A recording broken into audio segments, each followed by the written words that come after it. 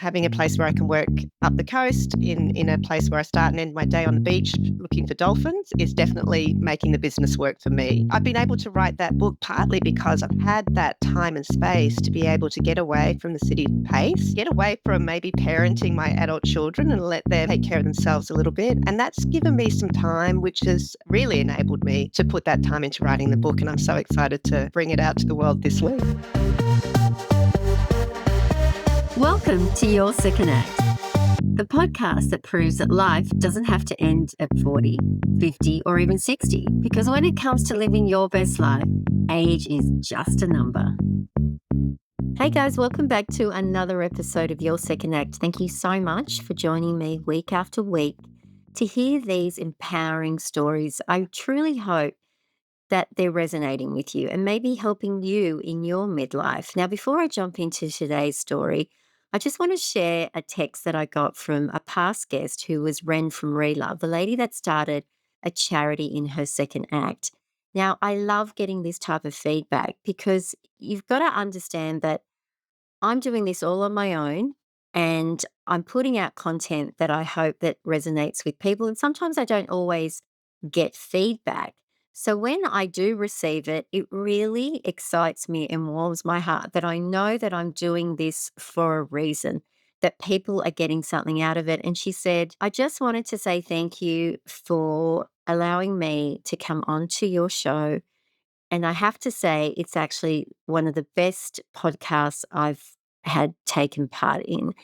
Thank you, Ren. You don't know, you have made my day. That just means so much to me because I'm doing this because I love it, as you all know, but it's not anything that I've ever done before. So it just proves that when you feel passionate about something, I think it really does all come together. And it is practice. You have to keep redoing it. But I think if it's resonating with you, and I have days, I'll be honest, and this morning was one of them that I actually started to second guess the podcast. And I started to think, am I now starting to run out of that excitement for it? And then I get a text like that, and I think, no, there's the sign. Keep going. People are liking it. So thank you for that. It's really changed the way I look at what I'm doing. And now I just want to get into today's episode, which I'm really excited to present. Now, imagine this: your kids have finished school and they're off doing their own thing. They're young adults. And instead of settling into the typical empty nest phase, where you and your partner finally get to live your own life on your own terms, hey, imagine that, you decide to flip the script. Instead of waiting for the kids to leave, you leave the nest, giving them the family home while you start a fresh life in a new place with a new community in a completely different part of Australia. It's an empty nest reversal, and today's guest, Sara, has done just that. After years of building a successful business, she's now stepping into her new chapter, one that involves a coastal move, business succession plan, and a fresh perspective on midlife reinvention. Before I heard Sara's story, I have to admit, I thought they were a little mad to leave their family home to their young adult boys while they set off to start somewhere fresh. But after listening to her perspective on this unconventional move, it really got me thinking about what it means to embrace change on your own terms. Her approach to midlife, business, and reinvention is really refreshing, and I can't wait for you all to hear how it's unfolding. Sara, I think your boys are the luckiest young adults. It's honestly every young person's dream come true when mum and dad decide to move out of the family home and leave them to their own devices. I have to say, I have never come across a story like this. So, what inspired you and your husband to make this move? Well, I should probably say my boys are adults, so it makes me feel like I've left Okay, the yes. toddlers at home. But yes, look, I think my husband and I decided to flip the empty nest narrative a little bit. Our boys are now 19, and 22. And a couple of years ago, we bought a house up the coast, 5 hours north of Sydney, and we started spending more and more time up there. We realized we could work from there. And once our youngest finished school, and they were semi-independent, we could spend more and more time up the coast. And at the same time, the boys were craving a bit of independence. They were at university in Sydney. Of course, it's impossible for them to rent in Sydney. It's just so expensive. But our house in Sydney is only a couple of bus stops away from Sydney University. So there was no way they were going to move anywhere closer. So we are now in a position where we're known in our local community in Scott's Head as the transitioners. We're in between stage, I would say. We're spending more and more time up the coast, working from there. But we also have the family house in Sydney. And when we're up the coast, the boys are in charge. And so far, it's going fairly well. Okay, so as a mother of two daughters, very similar age to your boys, when I heard this story, I thought, wow, okay, because usually it's always the other way around. The kids move out, and then all of a sudden you have your home to yourself. The tidiness is there again. I walked away from our conversation thinking, wow, okay, so how would that actually work? Because we're in a stage in life where the kids are at a stage where they want their independence. We also want to parent very differently. We don't want to parent the same way like we used to.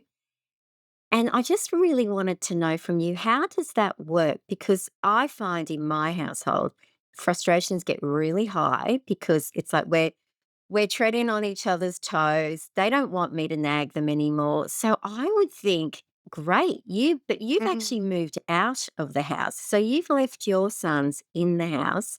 I mm. want to start with, what is the state of the house when you go back to visit? Well, I'll tell you, sometimes it feels like you are walking back into a student share house. And remember, I have two boys. They're not known for noticing when things are untidy, but they are getting better every time. And I will admit, we walked back in after 6 weeks. We had the whole summer up there, my husband and I, and then we walked back in at the end of January. And there was a giant inflatable pool in our tiny courtyard garden that clearly hadn't been cleaned out or chlorinated in any form and was probably harvesting mosquito larvae. But, that's fine. They disposed of that within good time and cleaned up after themselves, and that was fine. And they had a great summer. I believe there were many epic afternoons where the boys were in that pool watching the cricket on a TV that they'd pulled outside. And that's the way we used to have student share houses, right? There's poker Yep. night, there's rib nights, and as brothers, I actually think it's brought them a little bit closer together, in that they have to navigate that between themselves. Whose turn is it to host the poker night? Who's got the girlfriends coming over? Whose turn is it to put out the bins? So they're sort of learning how to adult, but within a really structured safety net of the family home that they've always known, close to their friends. And we have a really good neighborhood around us as well that I know is keeping an eye on them too. It's also, a lot of people that have children that move out will say that the relationship between parent and child completely changes. It improves, and I wanted to ask you, have you found that shift as well with your sons? Definitely. I think that it enabled them to grow up and mature in a way and they were always good people to hang out with, don't get me wrong, like, I've always enjoyed traveling with them, but it does change the dynamic of the relationship because they're not depending on us as much for the little things, the constant, "Where's my socks? Where's my keys?" Or even the bigger things. They're starting to manage their own life, and then the time that we spend together is great. And one of the lovely things actually is that my youngest son has discovered he actually really enjoys cooking. And I don't think he would have discovered that had he not been forced to fend for himself a little bit. And so I came back and I was in a really busy period with work and he cooked me a beautiful steak one night and he did it all and he sat me down and he laid the table and it was just such a beautiful experience because I don't think I've ever really had that before, and I was very impressed with what he was able to do. Yeah. Oh, in a way, you don't want your kids to leave the nest, but sometimes you do. It's Yes, that fine line. So when you told your boys, Dad and I are going to actually start spending way more time up the coast, how did they react to that? that decision of I yours? I think they didn't really know what that would mean, and it is a little bit. I guess it has been interesting. I think they've enjoyed it a lot more than I think they thought they would. I think at first they were a bit nervous around, oh well, who's going to cook dinner, or what do we have to do around the house? But look, honestly, Michelle, they are pretty lucky. We make it easy for them. We give them some money for groceries. We make sure Okay. that they've got what they need. We're not asking them to while they're still at university, we're happy to cover those costs. Yeah, of course, which you would have anyway. Yeah, we're still paying the electricity bills, exactly. So all of that is covered at the moment. So it was more just being really clear around the expectations. Okay, you've got to remember the bins that go out on Thursdays, keeping the kitchen and bathroom tidy. Oh, that's the other thing that I have discovered is the equivalent of walking back into the student share house. Is there have been times where I've come back and the green beans that I bought for them 6 weeks earlier are I still still in the there. vegetable cupboard, the vegetable drawer of the fridge, and that is not a pleasant thing to go through. But No. again, they're getting better and better at it, and they're noticing it more Yeah. and more. And I think that's all part of growing up. Life skills. Yeah, absolutely. Yeah, So I want to yeah. now know about your transition to living away from what you're used to, starting in a new space with a new Hmm. community. How has that been for you? It's been glorious, Michelle. I feel so lucky. I will admit, I've always thought that I was a city girl. I've grown up in Sydney. I Yeah. lived in London. I lived in Philadelphia in America, in downtown Philly. My husband and I had a very short-term tree change for a year in the UK when he had to go to work in the Midlands, and we lived in a tiny farm in the middle of nowhere in the Peak District. And I was miserable. I was so lonely. But I had a 2-year-old and a 4-year-old, and it was hard, right? Yeah. Now, this is really on our terms, and we have been so lucky to find a community on the mid North Coast where we feel very much at home. And it's what's actually surprised me is we are not the only people there doing this. We were at a local barbecue in January, and we met so many beautiful people who are similar age in their 50s, who again have grown up kids or in some cases no kids, but they've transitioned into living into this community, and in the case where they have got kids, they've been able to perhaps sell their city home and buy an apartment that they can dip in and out of if they want to, and the uni student kids are living there. So it's actually I was surprised how many people are making this work for them. And I Mm. will say one of the couples we know who've done this move on that basis, they look 10 years younger. They have let go of all the stress and cares of, Yeah. city life. Yeah, they're living their best lives. And the thing with this now is, and this is the genius of this revolution that we've had in the way we work since COVID, you don't have to retire to do this anymore. You can still live a very full and purposeful life working remotely. We are only a 45-minute flight from Sydney, and I have flown back to run client meetings. And everything is really possible. And these days, in my case with our businesses, our clients don't really care where we are. We're on Zoom all the time or Teams all the time. It doesn't really matter anymore. And I think that's what's enabling this second act to happen a lot sooner. I think 20 years ago, you would have had to retire to make this sort of thing work. And I think at our stage in life, we're too young for retirement. I think it looks very different to what, let's say, our parents did. And I remember my dad, he retired at 60. And if you ask him now, he's 87, he said, I retired way too young, but he just had enough of doing what he was doing. Whereas now I think we're so fortunate to be able to have technology that allows us to work remotely and to also pivot into something new. You can do something new. And, you've just recently written your book. So tell me a little bit about that. I mean, how exciting is that? This is definitely my second act. And yeah, this week I published my first book called Beyond Solo. I'll show you just for the people watching on YouTube. Oh, it's a bit messy, Oh, but there that's it so is. exciting. It is a reflection of someone who's read it called it part memoir, and there is a bit of reflection on the journey that I've had with growing my own business. It's a guide to Yeah. all the different business models for growth beyond a company of one. And I've lived that experience. I now run a team of 8 who are based in Sydney, and often I'm doing that remotely now, which is working very well. And the philosophy I have around growing a business is to make it work for you, because too often small business owners are working every waking hour for their business, and it stops working for their lives. So it's Yeah. to flip that narrative as well. And so for me, having a place where I can work up the coast in a place where I start and end my day on the beach looking for dolphins is definitely making the business work for me. And yeah, so I've been able to write that book partly because I've had that time and space to be able to get away from the city pace, get away from Mm, maybe parenting my adult children and let them yes. take care of themselves a little bit. And that's given me some time, which has really enabled me to put that time into writing the book, and I'm so excited to bring it out to the world this week. I think we don't give ourselves that space because we've come from a situation where, we've had careers, we've got into having children, and it's go, go, go. And also, one thing you said about the pace of living in a city as opposed to living on, in a coastal environment. Um, yeah, there must be a huge difference because I notice if we go away on a holiday, it takes me a long time to de stress because, and that's when I realize I live a very fast paced life, even though I think I might not. But that's when I notice, oh my gosh, I never stop. I don't stop to breathe. And that is, it's ridiculous. And I think when we get to this stage in life, you have to stop and breathe because then you don't allow yourself to really think about other possibilities. And that's why I love your story.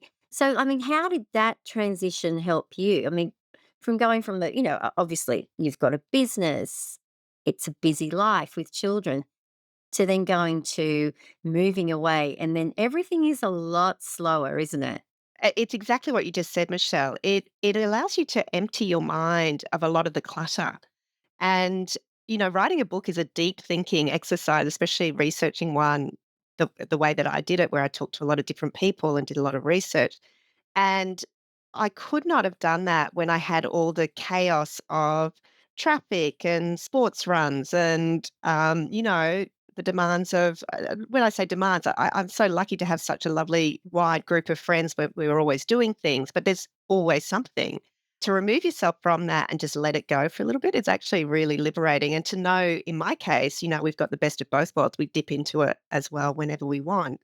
So it's working for us at the moment for sure.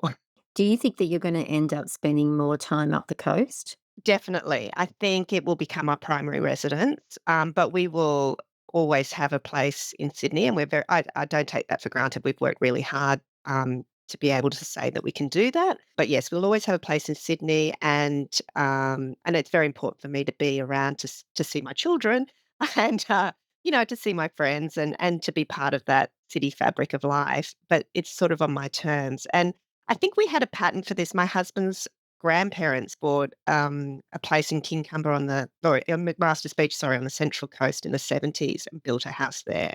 And they did exactly the same thing, but they had to wait until they retired to really enjoy their life on the Central Coast. But they would come and go between a unit in Sydney and their home on the Mm, Central Coast, and gradually they really never left the Central Coast as they got older and older and older. But they had 2 communities in one, and that was one of the catalysts. Jason and I sort of said to each other maybe 15 years ago, it would be great if we could do something like that. We both really yearned to have a place on the coast, but again, we didn't necessarily want to let go of the city. And so we have been working towards that for quite a while now, and being able to do it sooner than we thought because we can work from there has made it even better. And it's probably a lot better yeah. for our children as well, as it turns out. Yeah. I actually said to my eldest daughter, "I'm gonna be speaking to this lady," and I filled her in on the story. And I said to her, "You'd love that, wouldn't you? You'd love that Dad and I would move out and leave you and your sister." And you know what she said to me? "No, I'd actually miss you." And I thought, "Oh, there you go." Isn't that lovely? Isn't that Yeah, lovely though? That is really nice. And I know. I think they do miss you. I think they realize how important and valuable you are in their lives, and it does change the dynamic of the relationship a little bit.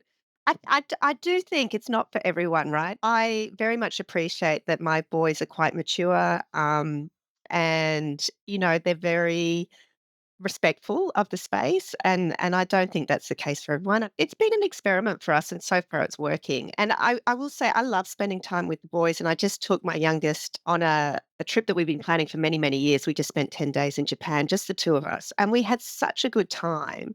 And it was the first time we'd really traveled together, the two of us, where it almost felt like I was just traveling with a really good mate, you know? We just had a lot of fun having very deep conversations. I got to see Japan through his eyes. He's really fascinated with Japanese Mm, history and culture. And so I learned so much from being with him. But it was a very different dynamic to the sort of, as you would know, Michelle, the sort of trips you do when the kids are toddlers and you're trying to manage it all and of course. factoring in all those different Yeah. needs in a day. So I think that's one of the beautiful things if you're lucky as a parent to be able to have that relationship evolve where you can just travel, enjoy each other's company, come together in different ways around without necessarily living with each other 24/7. Now, Sarah, you have to tell me at the end of the day, when your normal life might have been, okay, I've got to get this prepared, I've got to get dinner, I've got to do this. All of a sudden, you probably don't have to do all of that anymore. I want to No, understand what that feeling is like because that is sometimes actually I the want to, best bit. oh, tell me, I want to know. So when we're in Scott's Head, the day begins with a walk along the beach and a coffee from our lovely favourite barista who knows us very well. And it might be a meditation and things like that. It doesn't start with a commute or rushing kids out the door or anything like that. So it's a very lovely, calm way to start the day. The day ends often with another walk down to the beach. And sometimes on a Friday, there's a very, very strong Friday night drinks festivities on the beach where people will walk down with a beer or, in my case, a gin and tonic in a keep cup. And we see, you know, the lovely community down there and watch the sunset over the ocean. And there's no real rush to get dinner on the table. I mean, we do obviously cook, but it's when you're Hmm, cooking for two or one even, it's really not that hard. different. No. Yeah. Eggs on toast tonight? Yes, Yeah, yeah, exactly, exactly. So I am still appreciating that because, you know, I am still when I'm in Sydney, I am still often, you know, cooking or my husband's cooking as well. So we're still in between on that one, which makes us yeah. appreciate the sunset days a lot more. Yeah. Oh, it does. It sounds beautiful. As a woman in midlife, how has this change changed you? Like, do you think that you're different now since you've moved away? I think there's a number of factors, maybe not just the move. It's hard to know what's the reason one way or the other. I think I'm a lot calmer most of the time, although you might have to ask my husband that. Yeah, I get it. Don't worry. Um, I understand. yeah.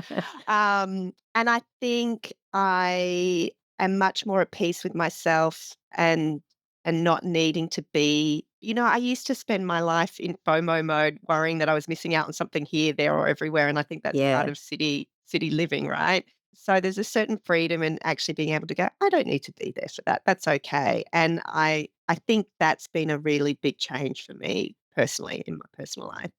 I think it's actually what has surprised me as well is how good it's been for our relationship. So my husband and I have been married for nearly 30 years. We met at university. We've been together a long time. We grew up together. And you know what it's like. You go through having kids and it can be you have your ups and downs and it can be really challenging. And I think now that we've got the space to come together in a place that we both love, we both know this is our forever home but we're also creating a new community together, and new friendships together, a new adventure together. It's actually really nice. And I think that's the one thing that you don't get if you're in the traditional empty nest syndrome where you're still in the house you've been in for 20 years or whatever. We're actually on an adventure together, and that's bringing us closer together in other ways. And I think that's actually a very good thing for us personally. Maybe, I don't know, does it feel like you've gone back to when it was just the two of you? It's like starting to get to know each other again. Yes, yes, exactly. And having known each other for such a long time to Yeah. realize there are still things that we can do together that are new and exciting is actually quite quite it's really good fun actually. Yeah. And you know we have traveled a lot together. We moved to London together. We moved to America together. We and so we're used to doing this kind of thing, but we haven't done it for a long time. We've been in one place while the kids have been at school. So being able to start a little bit fresh but still have everything that matters to us still in Sydney, it's really lovely. So obviously, there's a yin and yang to everything you do in life. What would you say has been maybe a challenging side of moving away? It's hard to say. I mean, there is a distance, and so we have to factor that in when with the coming and going. So, it's 5 to 6 hours drive away, and if something happened with the kids, or if there was an emergency, we'd wanna be back in a hurry. So that is definitely a factor. But to be honest, I haven't found any other downsides. I thought it would be That's harder good. for my team, but I think they're doing better without me being around so much. And I thought maybe some clients would be resistant, but really, I don't think anyone really notices. So I can't really see a huge amount of downsides. I mean, there is a cost to it, of course, but we're particularly my husband and I are probably quite risk averse, quite conservative. We've never really stretched ourselves too much. We've been quite conscious about how we plan for this. So, there is a cost, but we know what plan B and C is if things suddenly went awry, and we're pretty comfortable with that. So, yeah, I can't see a huge amount of downsides at the moment. Oh, well, Maybe even better. maybe I miss a few book clubs that I would have gone to, but that's pretty Yeah. much it. Or you Yeah. can find new ones. And speaking of community, I I have a great group of girlfriends, which I'm sure you're the same. And it's funny, sometimes my husband will say, "Oh, my dream is to go and live somewhere." And I think, apart from my children, I think, "Oh, I would really miss my friends," because I do wonder how easy is it to make friends now outside of being the mother or being at Mm. work? All of a sudden, it's like you're putting yourself in an environment where you probably really have to try even harder to make those connections, and connections are so important to all of us. So how did you do that? Well, we're still doing that, Mm.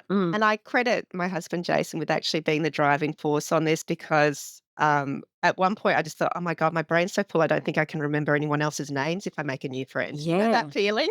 Yes. But we through Jason's already been volunteering with the local community group, and we've met some beautiful people. I think it's the nature of that community, though.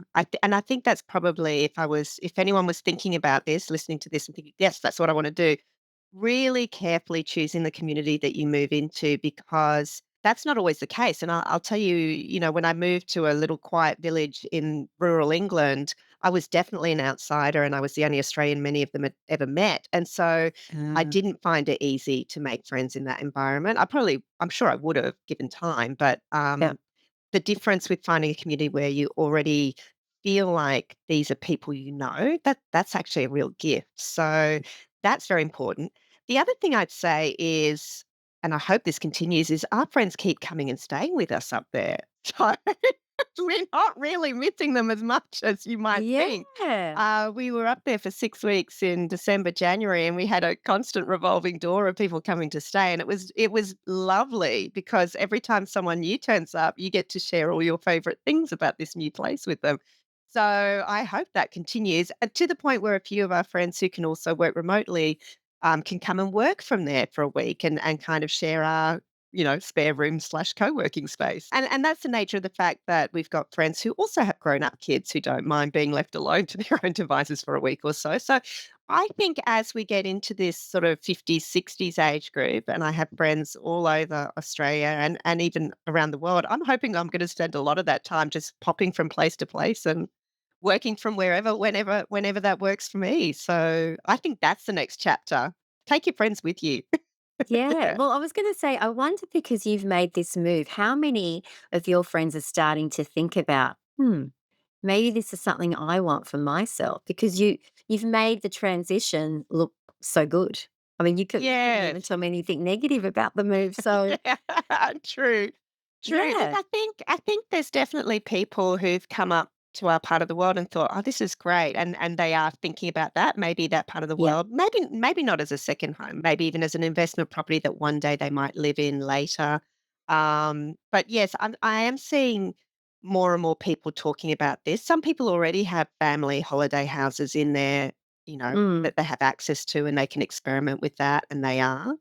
But yeah, I'm definitely seeing that trend. I'm also seeing a little bit of a trend with business owners moving their businesses to enable this. And I think that was accelerated by COVID. So, mm, traditionally, if someone was making a sea change or a tree change, they'd be looking for a local employer to move to, right?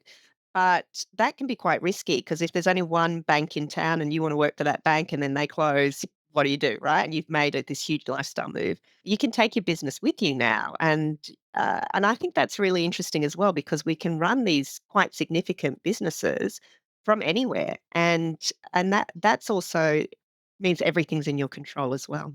Do you think your approach to your business has changed as well since moving away? Yes, I'm much better at delegating, which is something I definitely had to work on, um, because I just can't be in control of everything if I'm a little bit distant from it, and also because I want to free that time and headspace. So I've definitely let go of a lot more and trusted my team to keep going with things. And an example of that would be, client business development was always my job in the business. And now I'm not always as available for that, but I also need everyone else to own some of those relationships. So that has really shifted the dynamic in the business for better.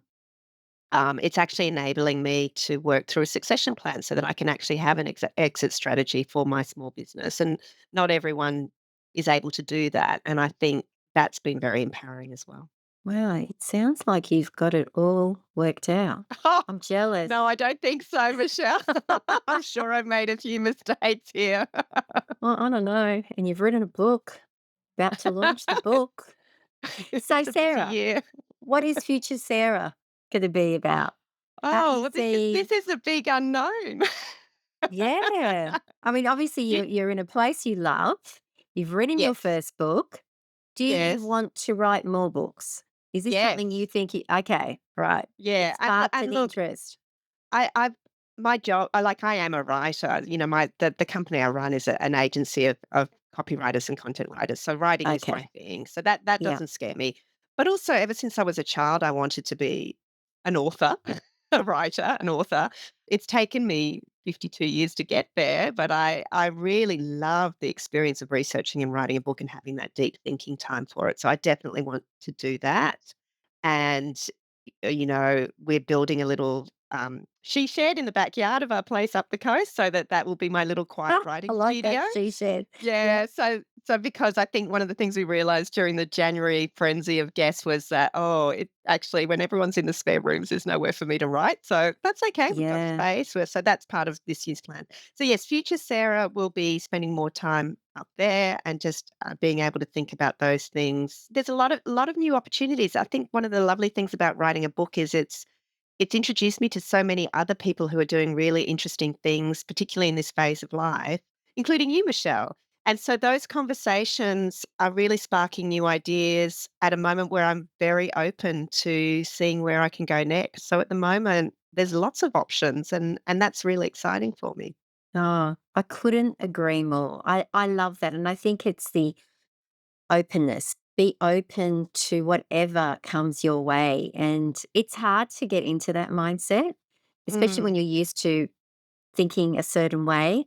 But mm. yeah, that's what I love about this stage in life. It's like, me starting a podcast. Never in a Yeah. million years did I think I'd do this. But like you, I'm meeting people like you and interesting stories. And it's like, I don't know, where is it going to go from here? And yeah, that's what's so exciting. It's not the end of the road. This is a new and Oh, it's the exciting beginning. chapter. Yeah, Absolutely. absolutely. Yeah. So I love Yeah. it. Yeah, and I think that's the wonderful thing about being this age is it's what have we got to lose, right? We've got you stop second guessing what other people are going to think because at the end of the day, does it really matter? We learn everything I've messed up, I've learned from and I've moved on. So, yeah, yeah, And you continue to learn, that never will yes, stop, but just keep doing it because doors will open and who knows? And it doesn't mean you have to move away. Not everyone has the no, capability of doing that. But it also means that you can still put yourself in a situation that you're open to something new, try something different, and who knows where it will take you. So I've loved our mm, mm. conversation. Thank you so much for coming and sharing your story. Thank you. Yeah, Thanks, you're Michelle. giving It's been me so nice. FOMO. Well, come and Ah, stay, try it on for size, see what you yeah. think. Well, I love to end all my episodes with the same question. So, is there a quote that has resonated with you throughout your life or lately that you'd like to share with us? Yeah, it's funny because I love quotes because they come to me at different points in my life and they mean different Yes. things. And I think one of the quotes that has really helped me at many different setbacks in my life um, is a Greek philosopher, Epictetus. I think it is Epictetus. We cannot control the external events around us, but we can control our reactions to them. And there's so many variations of that quote really in the world. If you think of Viktor Frankl or even Michelle Obama saying, "When they go low, we go high." It's that kind of feeling where no matter what life deals with to you, it's not really your fault. It's not in your control, but totally in your control of how you react to that. And Yeah. I know too often I get caught up in my head and overthink, things that I really don't deserve my emotional energy. And I've got to let that go because it's not going to help in terms of the way I react to something. Whereas other things, I absolutely need to deal with them and learn from them in my own way. So that's something that's really stood with me for a long time. I think that's very emotionally mature. Just listening to you.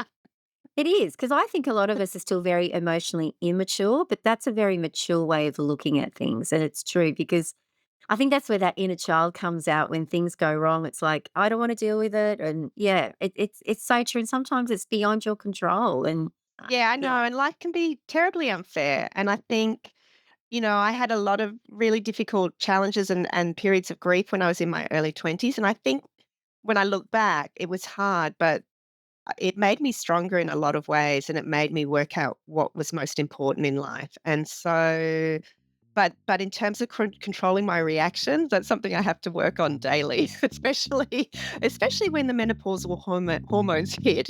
oh, yeah, And that's they're why I good, aren't try and they? remind myself of that. Oh, yeah, they're great. Oh, well, thank you, Sarah. And I wish you all the best with your book launch. I'm so excited to see, Thank where it you. takes you and more books that you'll write in the future. So good luck with it all. Thank you so much. It's been so lovely chatting to you, Michelle. Thanks for tuning in to another episode of Your Second Act. If you enjoyed this episode, I'd love it if you could rate and leave a review on your favorite podcast platform. Your feedback means the world to me.